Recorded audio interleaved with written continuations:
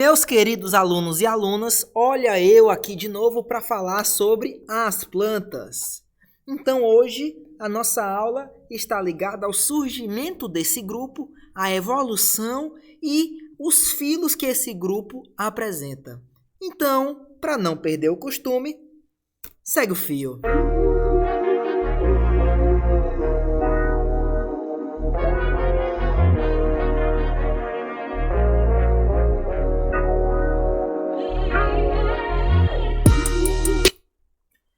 Queridos alunos e alunas, vamos lembrar da nossa aulinha de algas, que está também aqui no canal.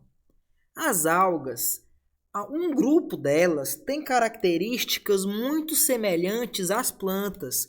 Que grupo é esse? Justamente, li o seu pensamento, as algas clorófitas. As algas clorófitas, elas são muito parecidas com as plantas em diversas características. A primeira que eu quero destacar aqui, como vocês bem sabem, é a presença da clorofila B e da clorofila A. As duas plantas e algas clorófitas as possuem. Outra semelhança. A parede celular da planta, como você viu, ela é de celulose. E nas clorófitas também. E por fim, mas não menos importante, como é que as algas armazenam açúcar? Algas clorófitas, na forma de amido. E as plantas também. Então, tais características permitem associar o grupo das algas clorófitas com as plantas. E para justificar isso, tem uma teoria de como surgiu o grupo das plantinhas. Então, inicialmente, vamos lembrar que a vida surgiu onde? Perfeitamente, no mar, em ambiente aquático. E lá já existiam algas clorófitas.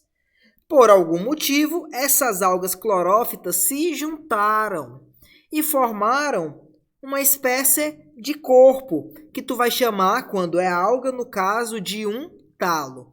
Então, eles formaram o talo. Esse talo, por algum motivo, ele chegou ao ambiente terrestre. Posteriormente, esse talo foi sofrendo modificações e então formou o grupo das plantas. E isso deve ter acontecido há cerca de 470 milhões de anos atrás. Pergunto a vocês, quem veio primeiro para a Terra? As plantinhas? No caso, para a Terra eu me refiro ao ambiente terrestre. As plantinhas ou os animais? Se você falou os animais, você está incorreto.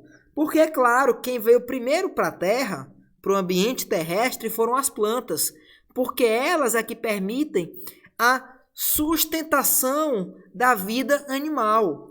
É a partir delas que os animais conseguem produzir, conseguem se alimentar, enfim. Então, claro, primeiro vieram as plantas e depois que vieram os animais. Lembrando que as plantas também foram grupos que produziram, juntamente com as algas, o oxigênio. Oxigênio esse que antigamente não existia na atmosfera. Ele nasceu com o processo de fotossíntese. Então, inclusive, olha que legal, muitos seres primitivos morreram quando a Terra começou a aumentar a sua quantidade de oxigênio, porque para estes seres esse gás era tóxico. Já para a gente, ele é fundamental para que nós consigamos viver. Então, nós temos ao todo 4 filos de plantas. Ah, professor, mas eu estou vendo 5, ó. Algas, briófitas, pteridófitas, gimnospermas e angiospermas, certo? Mas alga não é planta. Alga é alga. A alga, ela não se caracteriza como uma planta, porque a ela falta um elemento muito importante que nós vimos na aula anterior. Uma das coisas para ser planta, uma das condições é que você tenha embrião. A alga tem embrião? Sim, Algumas algas têm embrião. Mas o embrião que tem que ter para ser planta é um embrião matotrófico, ou seja, um embrião que depende da mãe, que depende da plantinha para a sua nutrição. E as algas não possuem esse embrião que depende da mãe. É um embrião que é independente. Então veja aí a diferença entre algas e plantas.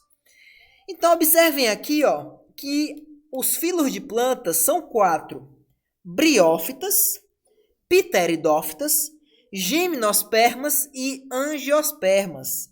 A partir das nossas videoaulas, nós vamos conhecer toda essa diversidade de plantas.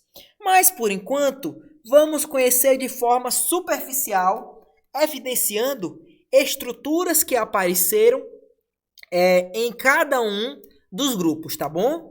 Estruturas novas, antes não existiam e apareceram para formar esses grupos. A primeira estrutura que eu quero destacar aqui, como eu disse para vocês, é o embrião matotrófico, ou seja, é o embrião que depende totalmente da plantinha mãe para o seu desenvolvimento. Lembrou matotrófico? Lembra mãe. Então, ele tem uma dependência materna. Esqueçam o nome de vocês, mas não esqueçam disso. Embrião matotrófico, a mãe é que sustenta o embrião. Então veja aqui, ó, onde é que está o embrião. Ele está depois das algas, quer dizer que o grupo das algas não tem esse embrião, e antes de todas as plantas. Se ele está antes de todas as plantas, quer dizer o quê? Que todas as plantas, todo mundo que está daqui, ó, para cá, até angiospermas, todos possuem essa característica, ok? Então veja, toda plantinha tem embrião matotrófico. Aí, as briófitas foi o primeiro grupo de plantas que apareceu, porque elas não possuem... E como é que nós sabemos disso? Porque elas não possuem uma estrutura que é comum a todas as plantas, menos a esse grupo, que é xilema e floema. Veja, ó, xilema e floema, ele está depois de briófita. Quer dizer o quê? Que briófita não possui essa característica. Sim, professor. Mas o que é mesmo esse xilema e floema que o povo tanto fala? Vamos lá. A plantinha que vocês têm na casa de vocês ou não têm, eu vou representar ela aqui como se fosse uma árvore, tá bom? Mas vocês sabem que nem toda planta é árvore. Então, tá aqui a plantinha. Beleza. Essa plantinha, ela recebe água. Água para tudo, inclusive para fazer a fotossíntese. Beberes, de onde vem a água da plantinha? Lembra, meu povo, ela vem do solo. Então, vou desenhar aqui o solo para vocês. Está aqui o solo que o tio Ícaro desenhou. Então, a plantinha, ela vai pegar essa água pela raiz. Perfeito. Então, essa água, ó, ela passa sai do solo pela raiz e ela chega até as folhas. Essa água, esse líquido, ele tem açúcares? Não. Então tu vai chamar ele de seiva bruta, ou seja, é a água que a plantinha pegou do solo. Então essa água e sais minerais, ela vai chegar à planta, inclusive à folha. Na folha acontece a fotossíntese. Na fotossíntese tu forma o quê? C6H12O6. O que é C6H12O6? Meu povo, glicídio, açúcar. Então, ó, o que antes era água, agora vai ser água, claro, vai continuar tendo água, mas com a adição de açúcares, de elementos da fotossíntese. E esse açúcar tem que ser carregado. Quem carrega ele? O floema. Qual o nome dessa seiva rica em açúcar também? Seiva elaborada. Então, o xilema carrega a seiva bruta. Eu como gosto de videogame, eu tenho um bizuzinho para lembrar. Xbox, ou seja, xilema bruta. Então, floema, seiva elaborada, ok? Vamos continuar aqui com outras características. Pólen e semente. O pólen é justamente aquele negocinho que vocês veem que na abelha, por exemplo, que ele é carregado pela abelha, pelo beija-flor, para permitir a reprodução das plantas. Então, Pteridófita tem pólen? Não. O pólen veio depois desse grupo. Veja aqui o pólen, ó, depois das Pteridófitas. Então, quem é que tem pólen? Gimnospermas e Angiospermas. Além do pólen, também se apareceu no grupo das gimnospermas as sementes. Então, aqui agora vai ter também a semente. Justamente aquela semente do abacate que você conhece, aquela semente da laranja, enfim. Então, agora ele tem semente. Depois das gimnospermas vem o último grupo, que são as angiospermas. E elas têm uma nova característica, que é flor e fruto.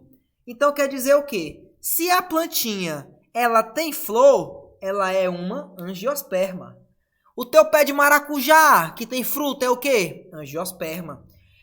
O teu pé de coco, olha, né? O fruto é o quê? Angiosperma. Aquele pezinho de piqui, cheirosinho, gostosinho, é o quê? Uma angiosperma. Aquela rosa do deserto é o quê? Angiosperma.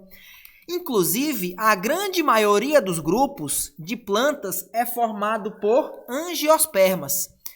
Isso é devido justamente ao aparecimento da flor e do fruto.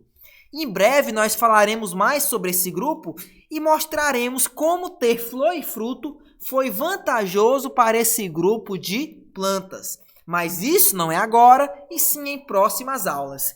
Então fica por aí. Continue estudando muito e, claro, segue o fio.